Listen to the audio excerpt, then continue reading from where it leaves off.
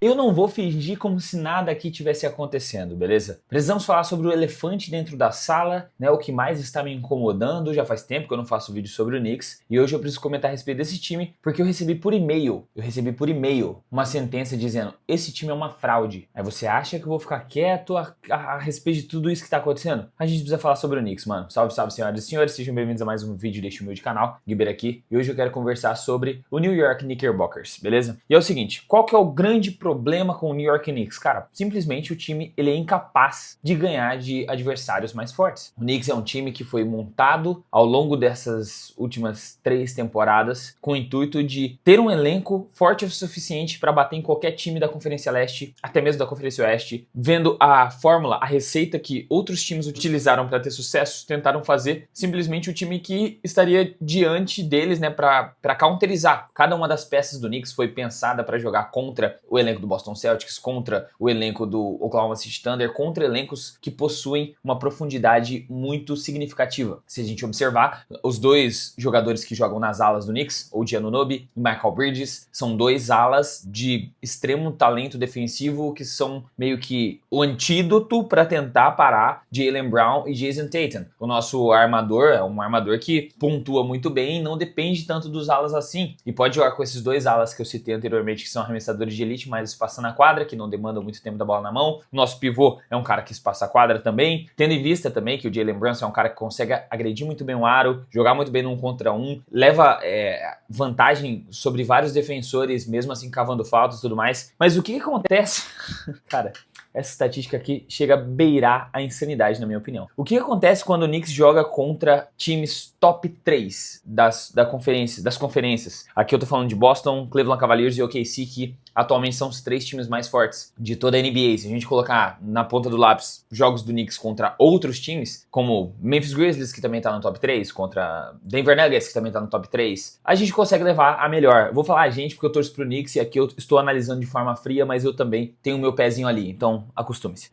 Contra esses 3 times que eu citei, Boston, Cleveland e OKC, o Knicks está numa total de 0 vitórias e 7 derrotas. Sendo que o Knicks ainda assim se encontra na terceira colocação do leste, cara, com 37 vitórias e apenas 20 derrotas. É realmente um retrospecto, assim, é um recorde muito bom. Que eu esperava já que a gente tivesse um recorde assim, mas eu não esperava que a gente tivesse um recorde tão ruim contra times de elite. Porque o que interessa mesmo é como o time performa quando chega pós-temporada contra os melhores times da NBA. Eu estava colocando o Knicks como um finalista de conferência para bater de frente com o Boston Celtics, quem sabe até o finalista vindo da Conferência Leste. Só que esse indicativo de 0 vitórias e 7 derrotas para os times top 3 é um indicativo muito negativo, porque a gente pega o nosso maior objetivo de vitória, que é o Boston Celtics. Perdemos 3 partidas, ganhamos nenhuma. E um total combinado de menos 63 pontos. Contra o Cleveland, 0 vitórias, 2 derrotas. Um total combinado de pontos de diferença de menos 43. Contra o OKC, o líder da Conferência Oeste, 0 vitórias e 2 derrotas, um total de menos 35. Se a gente somar os 3 jogos,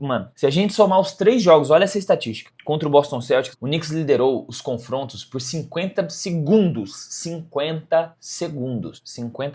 Assim, é preocupante, cara. É preocupante. Sendo bem sincero com vocês, é preocupante. E qual que é o motivo do Knicks ser tão ruim contra times de elite? Simples. Não, na verdade não é tão simples, mas é a parte defensiva. Se a gente olhar para a parte ofensiva do New York Knicks, a gente tem 4 caras em quadra que em qualquer jogo pode vir para mais de 30 pontos. Qualquer jogador do Knicks, Jalen Brunson, Karl-Anthony Towns, Michael Bridges, OG Anunoby e até mesmo o Josh Hart pode vir para mais de 25, mais de 30 pontos em qualquer momento, tá ligado? São jogadores que são capazes de entregar isso em partidas diferentes, né? Não é aquele cara que faz isso uma vez perdida no ano, eles têm essa qualidade. É só identificar o cara que tá melhor na partida e você vai ver o resultado fluindo, sabe? O problema realmente não é ofensivamente, porque o time tem o 4º melhor ataque da liga, com mais de 119 pontos de média. O problema do Knicks é a defesa. Aquilo que o time mais tentou reforçar nessa temporada acabou não sendo reforçado como deveria. Por quê? Vamos começar pela parte de dentro, pela parte do garrafão. A gente joga com apenas um pivô. Atualmente o Karl-Anthony Towns. Quando o Karl-Anthony Towns não tá em quadra, a gente vê o Precious Achiuwa jogando, que deixa uma estatura um pouco mais baixa. E toda vez que a gente joga contra times que tem 2 pivôs ao mesmo tempo em quadra, seja o Boston Celtics jogando com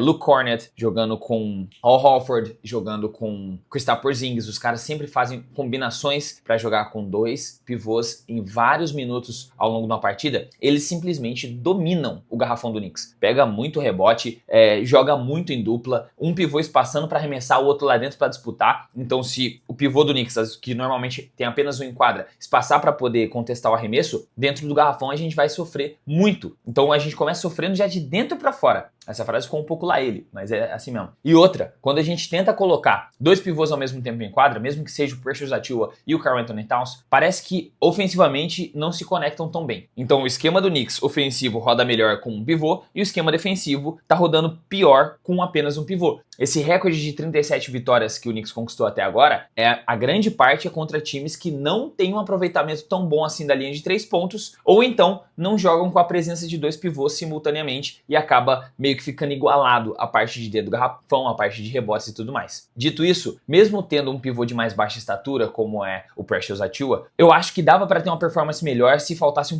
se tivesse um pouco mais de ódio. E por que eu digo se tivesse um pouco mais de ódio? Porque eu não vejo o Isaiah Hartenstein, por exemplo, perdendo para outros pivôs com muita frequência em questão de rebote, em questão de domínio de garrafão, em questão de marcação de perímetro. Já os pivôs do Knicks não têm uma vontade defensiva quanto tem o Isaiah Hartenstein. Se você assistiu um jogo do Oklahoma City Thunder, quando o Isaiah Hartenstein percebe que quem tá marcando na bola vai acabar recebendo um corta-luz muito antecipado, muito longe da linha dos 3 pontos, e que ele vai ficar numa desvantagem muito grande nesse jogo de dupla, ele sobe lá pra cima e não deixa o atacante fazer a progressão, não deixa o cara pegar o corta-luz. Ele trava, ele antecipa o corta-luz do cara que tá recebendo o corta-luz. Por exemplo, o Shai tá recebendo o corta-luz, vamos colocar aqui uma situação hipotética. O Shai tá recebendo o corta-luz, o Jalen Williams tá recebendo o corta-luz lá em cima, bem espaçado. A defesa dele, quando o cara vai receber o corta-luz, é antecipar para que o atacante não progrida após o corta-luz e dê tempo do Jalen, do Shai, de quem seja, dar a volta nesse corta-luz que o cara tá travado, recuperar a defesa e aí ele volta pro próprio defensor. A defesa do Knicks é totalmente ao contrário. O pivô avisa o corta-luz, mas está a 2 passos de distância da porra do corta-luz. Isso dá tempo do cara espaçar, parar e matar uma bola para 3, fazer aquilo que ele queira fazer na linha de 3 pontos. E aí a gente traz outro problema, que é o problema do pivô que começou lá dentro do garrafão, agora já tá trazendo ali para a linha de 3 pontos. Tá permitindo que os jogadores do time adversário arremessem com mais tranquilidade quando tem aquele corta-luz alto lá em cima, lá para frente da linha dos 3 pontos. Então a vontade de defender de todos os 3 pivôs, aqui eu vou colocar o Akopori lá que joga há pouco tempo, vou colocar o Precious Achiuwa, que ainda é um pivô mais versátil, mas só que ainda tem problema nessas trocas de marcação e nessas jogadas de pick and roll, e vou colocar o Karl-Anthony Towns, que para fazer essa função de 5 parece que ele comeu uma feijoada antes da partida. E agora chegando na parte defensiva dos alas, eu nunca vi uma defesa rotacionar tão lentamente quanto a defesa do Knicks. Cara, é inacreditável. A gente monta um time para poder ser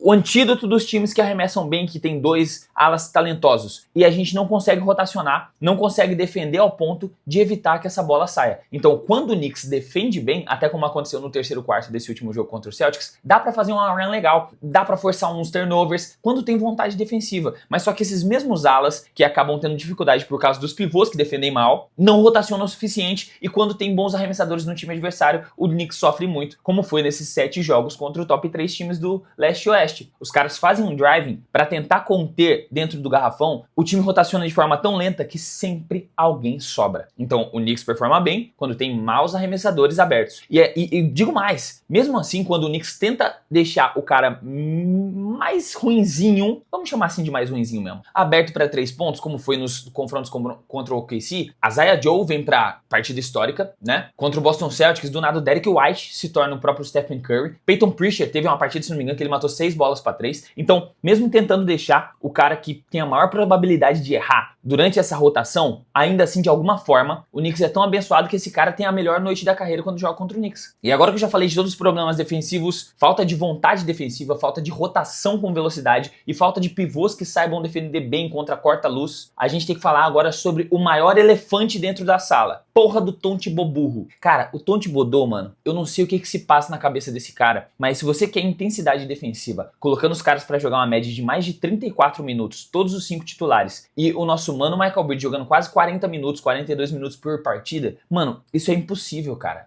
Não estamos lidando com triatletas, são jogadores de basquete. Precisa aumentar a rotação desse time durante a temporada regular, mesmo que isso signifique um recorde recorde pior para essa equipe durante a temporada regular. O que interessa é a pós-temporada. Eu achei que a temporada passada, quando o Knicks chegou com 6 jogadores lesionados em determinados momentos dos playoffs, teria acionado um alerta na cabeça do Tom Thibodeau, tipo, ó, eu acho que eu tenho que mudar alguma coisa na minha forma de gerir os minutos da rapaziada, porque chegou todo mundo lesionado contra o Indiana Pacers. A gente perdeu para um time ridículo do Indiana Pacers numa semifinal de conferência. Eu acho que o problema pode ser a quantidade de minutos que os caras estão jogando, que eles não estão chegando saudáveis nos playoffs. Mas não, ele está repetindo a mesma coisa agora. E contra o Celtics eu tive quase um infarto no miocárdio catastrófico, porque o cara viu o Karl Anthony Towns mancando, lesionado, pede um timeout e depois coloca o cara de novo no garbage time pra jogar, mano. É sério que você tá fazendo isso? A gente já tá com problema com o pivô, talvez o Mitchell Robinson volte daqui a um tempo e você ainda tá forçando um cara que tava visivelmente lesionado a voltar pra quadra? Você tem cocô na sua cabeça, cara? Pô, mano, enfim, eu não gosto de ser esse tipo de cara que já aponta o dedo e fala pra demitir o técnico, mas isso não existe, velho. Isso não existe. Eu sinto que a forma como aconteceu a lesão do Derrick Rose lá foi grande culpa por causa do Tom Thibodeau durante os playoffs. E eu entendo que também o Derrick Rose podia ter se lesionado em qualquer outro jogo, a qualquer outro momento, devido a todo o histórico de explosão do quanto ele exigia do próprio joelho e tornozelo dele. Mas só que em algum momento, na realidade, que o Tom Thibodeau é um péssimo técnico com questão a minutagem de jogador em quadra. Ele tem que, sei lá, ir pra ser técnico de atletismo, ele tem que mudar de esporte, porque esse filho da vai acabar encerrando a carreira de 3, 4 caras aí até o momento em que ele se aposentar das quadras. E dito isso, o Mitchell Robinson estava prestes a voltar, né, à atividade. Eu vi uma notícia hoje que ele está se recuperando e pode ser que ele volte para as quadras muito em breve. Só que mesmo com a volta do Mitchell Robinson, que é um bom pivô, um bom defensor, colocando em vista que ele não entrou nem um minuto em quadra essa temporada, levando em consideração que ele tem já um histórico de lesão extremamente pesado sob o comando do Tom Thibodeau, eu não estaria tão animado assim não, mano. Pode ser que ele desfalque a gente em qualquer minuto novamente, e por ele ser um pivô pesadão, por mais que ele seja grande, ele seja aquele pesadão, ele não vai resolver também os problemas defensivos que o Knicks está enfrentando, velho. Então, eu sei que eu coloquei o Knicks no começo dessa temporada como finalista de conferência, um time para estar entre os 4 melhores da NBA, e eu acho que a gente está nesse patamar de 4 melhores times da NBA. Assim, questão elenco, questão aproveitamento, 37 vitórias, né? A gente tá muito bem como coletivo, só que ainda assim, não é um time que vai chegar no final de NBA, sabe? Tem que ser realista. Os outros 3 times que a gente perdeu, todas essas partidas citadas ao longo desse vídeo,